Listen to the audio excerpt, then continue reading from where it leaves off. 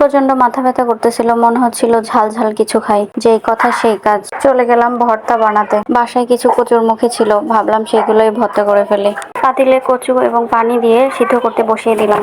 এই কচু সিদ্ধ করতে 8 থেকে 10 মিনিট সময় লাগে। এদিকে কচু সিদ্ধ হতে থাকুক, আমি আরেকটা কড়াই বসিয়ে দিয়েছি, সেখানে কিছু মরিচ ভেজে নেব। 1 চামচ পরিমাণ সয়াবিন তেল দিয়েছি, সেখানে 7-8টা মরিচ দিয়ে ভালো মতো টেলে নিব। কিছুক্ষণ নেড়ে চেড়ে একদম মচমচে করে ভেজে নিব মরিচগুলো।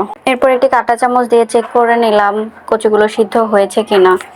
কচুগুলো সিদ্ধ হয়ে গেছে। এবার আমি এগুলোকে ঠান্ডা করে খোসাগুলো ছাড়িয়ে নিব। এবার আমি ভেজে রাখা মরিচগুলো নিব, পেঁয়াজ কুচি নিব, 1 চামচ লবণ নিব, তারপরে সেটা ভালো মতো মেখে এর মধ্যে কিছুটা সরিষার তেল দিয়ে কচুর সাথে ভালো মতো মাখিয়ে নিব। এই ভর্তা বানাতে অনেক কম সময় লাগে আর খেতেও অনেক বেশি মজা হয়। হয়ে গেল আমার কচু ভর্তা। আপনারা কে কে খেয়েছেন এই কচুর মুখী ভর্তা, কমেন্টে জানাবেন। আর যারা খাননি তারা তাড়াতাড়ি গিয়ে এটা বানিয়ে ফেলো।